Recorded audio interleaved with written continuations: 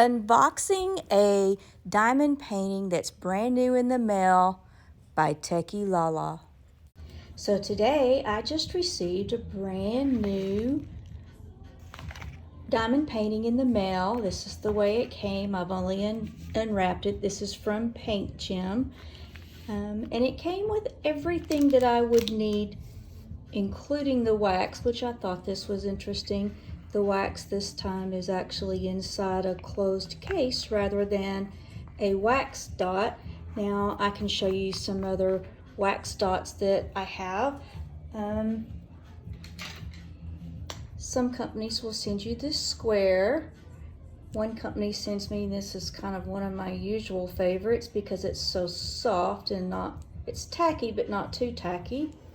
But I'm anxious to try the new wax in this. So the first thing I want to do is I want to see what is in my kit. It comes with all the tools you need. This is actually the first one I've received from this particular company, so I like that it came in a nice, real usable, sealable bag. So it came with, I don't know if you can see that tiny little point, but that's what you'll poke down inside of the wax to pick up the tiny pieces. This came with, goodness, I don't even know. I'd have to try it to see, but I'm gonna guess that's probably 8 to 10 so that you can place more than one. Now, it also came with this little handy finger grip and it just slides up onto it. And I will tell you that I usually will take some Gorilla Glue and glue it in place. Well, this is pretty tight. It's not wanting to slide on quickly, but there we go. I do like that comfort grip. So it also came with a nice pair of tweezers. It does come with a cover, and I suggest you keep this cover because, well, these aren't pointed. These are actually much nicer, but a lot of them do come with the point. Like I have these from another company and you can see that they came with pretty significant point, and it's enough that it could hurt you. That not so much, but I'll be interested to see if this works well. So now let's see what the painting actually is. It has little tiny rubber bands on each end. I can tell that this is what's called a poured glue canvas because it has this clear plastic on top of it. So I'm going to unwrap it, and it came on a foam roller. You can keep or discard. But notice how, let me move things out of the way. Notice how it's all curled up. Well, it would be very difficult to work on while it was that curled up. So one of the things you can do, you can actually do several things, but one thing you can do is turn around and re-roll it back in the opposite direction. You're not going to hurt that glue that the little tiny diamonds or drills will fit on. I usually hold it there for just a minute or two. And that helped it flatten out quite a bit, actually. So next I want to look at the actual drills. And you can tell, hopefully you can tell without too much of the glare, but these are actually going to be what are called square drills. And the last few that I've used have actually been square. Sometimes they come in round drills, and I don't have round drills close by to show you, but these will all come packaged together, and these will be all the little diamond dots that you will put on the painting itself. And you'll also notice as I open this packet, kind of like that this company sent them already in little baggies, so if I didn't want to do anything different, I wouldn't have to. Okay, so let me see if I can drill down really close. So on the side of this is a legend. This is what's called a legend. Let me move things out of the way here. You see there on the very side, that all of these numbers are going to correspond with the number that's on a baggie. And the baggie has the DMC number. So if you're familiar at all with doing any cross stitch, then you know that the floss that's used in cross stitching, each color has a number assigned to it, as do all the diamond paintings. You'll see they each have a number assigned to it. So what you will do, 3609 is actually the very last one, and you can see that it uses a tiny little symbol. I'm not even sure what you would call that symbol. Maybe it's almost a C, I'm not sure. But if I look up here, I can see that that is actually the same symbol as what that is telling me this color is going to go to. So let's see, that is an ampersand, and the ampersand is going to be DMC number 804. Let me see if I can find that quickly.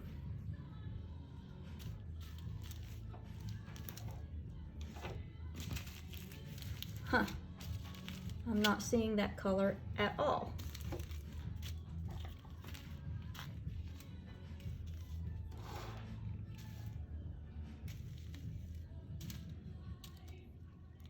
What about 801? Huh, it would help if I could see better. So it's actually 801. There's a bit of a glare from the angle I'm looking at. So this 801, even though that looks green on there, when you look at this, it's actually more of a brown color. So what is actually printed sometimes on the actual canvas, these colors may not totally 100% correspond with what is actually numbered or the symbol that goes with it. Let me back out. So I could realistically just open one of these up, put it in a tray. Oh look, I didn't even notice in the tray, but it also came with a 3-placer instead of having to use this really long multi-placer here. And I would probably really never use that much. I would more than likely be using the 3-placer because I do use that one quite often. Hopefully that's zoomed in well enough that you can see that. So technically what you could do is you would pick a color, 155. 155 is the letter P. So let me move these off the canvas and find some P's. And at the top here, I do see some P's. So technically, I could fill my tray with the diamond drills. Be sure that I've dipped. Let me try this real quick. It just goes straight in. Oh, that's nice and easy to go in. And I don't know if you can tell, but there is some wax in there. And what that does is it makes picking up those drills really easy. I'm currently working on a different diamond painting, so let me try it. Here's some of these drills, and if you ever come across the Aurora Borealis, or these are actually referred to as AB drills, and what it is each of these tops have been given a coating of an iridescence, and it's amazing. But see how well that picked up? I don't know if you can tell.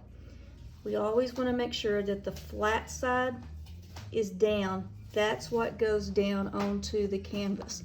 And once you remove this clear topping, it will stick. So the other thing that I like to do is, well, I have several different storage places, and let's see. There are 1, 2, 3, 4, 5, 6, 7, 8, 9, 10. There are only 18 colors in this particular setup.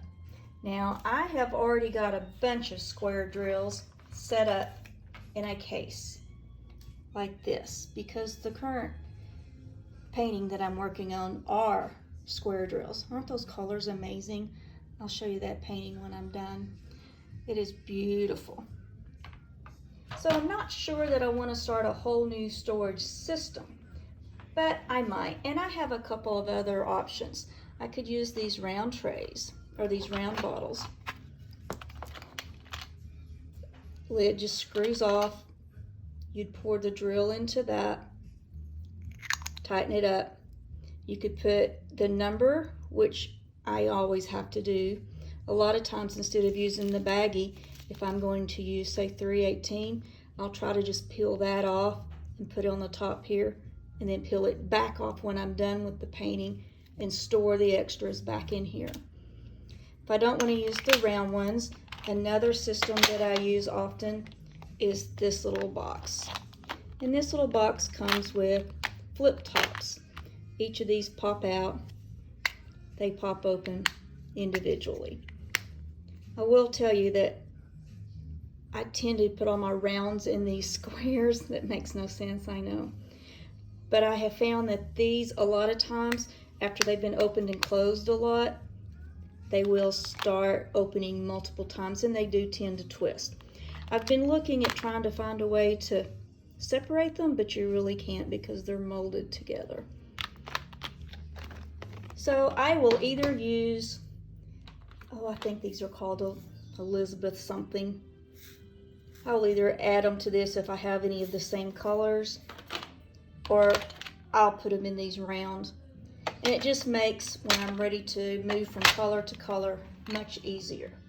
The next thing that I would probably do, which I have done now, oops, sorry to shake the camera, on a couple of deals, is I have removed this clear coating. And you don't have to do this at all. You could start at the bottom, you could start at the top, but you typically do want to start at a color, or a corner rather, because if you just pull all of this up, then you're exposing all of this glue. And if you wore sleeves, that could get on it.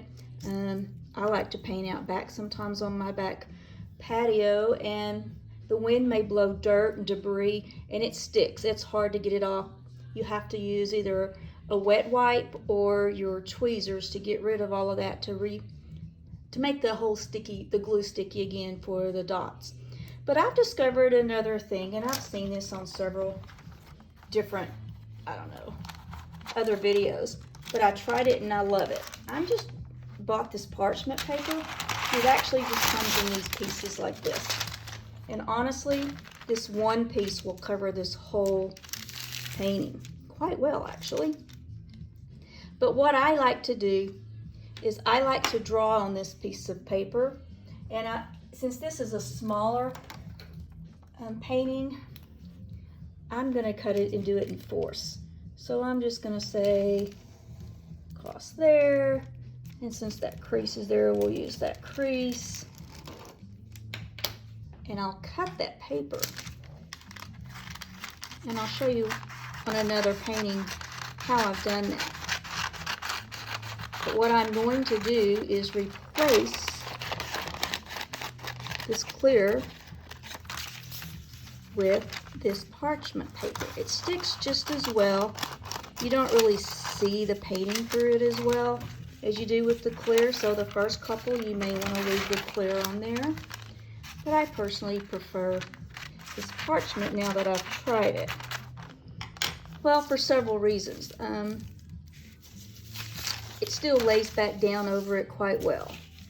I'm going to see if I can pick up this other painting that I have beside me that I've actually been working on, and I'll show you what I'm talking about. See if I can transfer it over here. So, I don't know if you can tell. Let me see if I can back out some more maybe. Got a mess around my table now. But at the top of this painting, it shows me what this painting is going to be. My legends are down both sides. I personally like putting tape, washi tape, around the outside edges. That just kind of helps me keep a straight edge.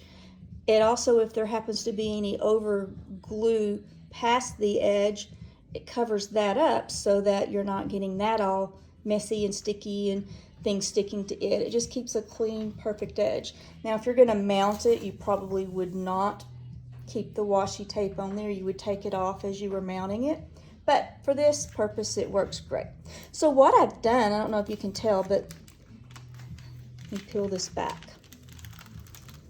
Again, just peeling it, folding it. When I finish that area, go to the next. But what this allows me to do is I can start in the center and work my way out rather than having to start at one or the other corners. I keep saying covers, should be corner. And I don't know, I can just I feel as if I am watching the painting come to life better when I start in the center. And the only way you can truly start in the center is to have it covered up like this. Now, I usually cut it off, so this center was actually, I cut in 3 pieces as I was working on it, and I literally started in the center, then I cut that out, and as I peeled this off, cut that off, and then as I peeled this off, I cut that off. And honestly, what I find best is I turn around and I use, these are the ABs that I'm using on this. I turn around and I use this piece to cover up as I am placing. So if I mean, these are all the same colors and it's all these AB whites, but if, say, when I was working down in this area and there were multiple colors, I will put this right next to it, and it kind of helps give me a guideline, honestly, to have that side right up against it, and it covers it up. And in the meantime, I have another cover that typically I'm keeping this covered at all times, whether it's with this piece that came off of another painting that literally came in strips like this, and that's what gave me this idea of cutting the parchment in strips. The parchment doesn't pull the tape off at all. It sticks well, and it just works well. To show you this top corner, I should probably cut that piece off now, but you can see it just peels off easily. But I haven't started on that end yet, that corner yet, so I'm going to leave that together. Anyway, this is my Over the Rainbow. My husband actually sent me roses that looked exactly like this several years ago, so that's why I'm very anxious to start that. So the way that I would cover this now, let me pull these pieces away. I'm going to take by pulling this off.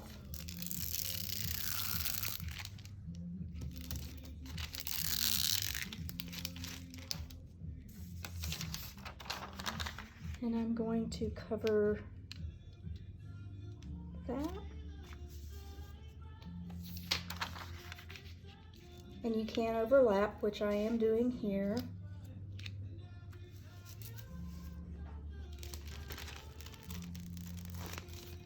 I will save this clear plastic because once I have totally finished this painting, I'm going to want to have that to put back over it to store it until I decide what I'm going to do with it.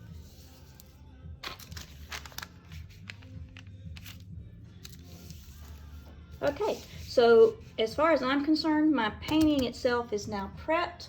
Oh, and I forgot to show you what this is supposed to.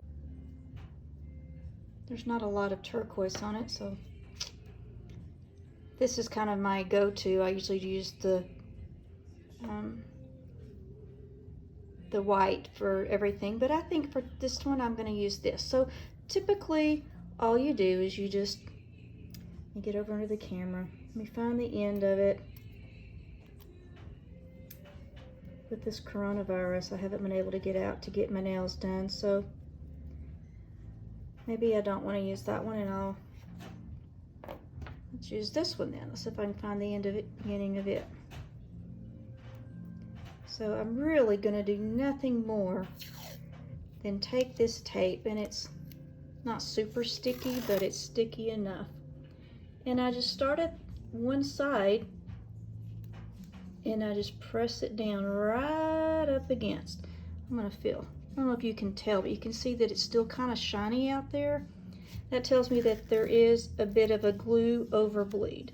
So before I start putting any diamonds down, I really need to do this.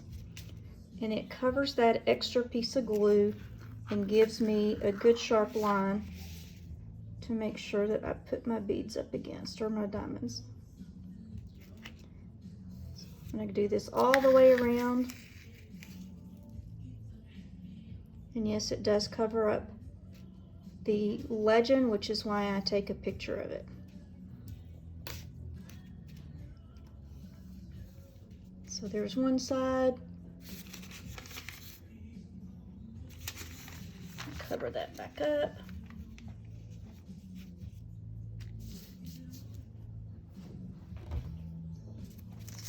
I'm going to put some down here on the bottom piece.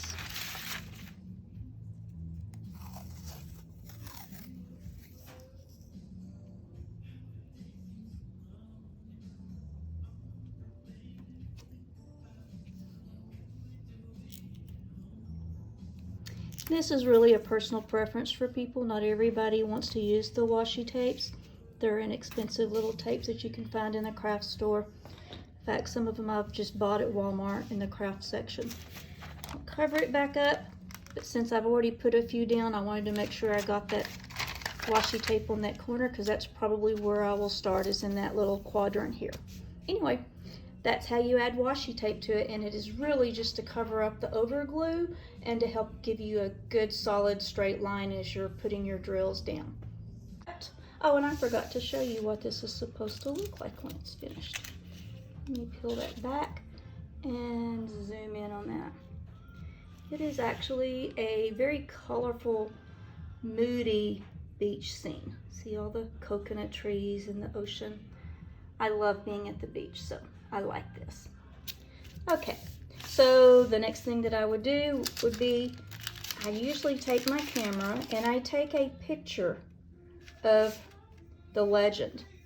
And that way I can blow it up and I can really look at those symbols a little bit better, because in my old age, I need all the help I can get. I need those to be blown up and be quite large. And actually sometimes I'll pull out reading glasses. And you know, as I'm working on this, with this parchment paper, I can still do a little bit at a time. I can fold it, I can start at a corner, reveal it, the same as I could have with the clear plastic, but I just feel like this protects my overall painting better, so that's why I like this. So let's see, 154 is an R. Let me find 154. I usually put these in the order of number. It is a deep aubergine, maybe I would call it a dark purple. So I wonder if I have any R's. I'm gonna look here first, because I tend to look for colors and go color blocks. And there are a few R's down here. So let me pour some into my tray. Oops, I keep kicking my camera, I apologize. I'm not really going to start this painting too much right now, simply because I want to finish my other one. But I already loaded up my pen and I can tell that that is in the proper position. So I'm going to come down. I can't tell if that's a P or an R, but I'm going to say that's an R. And typically, I work right to left because I am right-handed.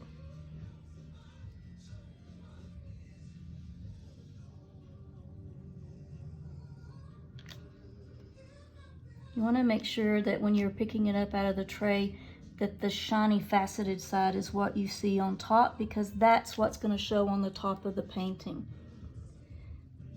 Okay, there's a couple of R's up here at the top. It's a nice deep purple. You can tell that there's going to be a lot of colors involved in this particular diamond art painting. And I totally find this so soothing. I spend a lot of my evenings and afternoons after I have spent the day working from home, turning around and just finding myself using this as therapy, literally, to wind down. It's just so nice. There's such a glare on the glue from this angle with the light on it that I can't honestly see exactly what I'm doing, so I'm going to stop while I'm right there. Anyway, you can check out other videos under my channel. Hopefully you've enjoyed how to start, unpack, and start a diamond painting. See you soon. This is the legend I'm going to be using while doing this painting.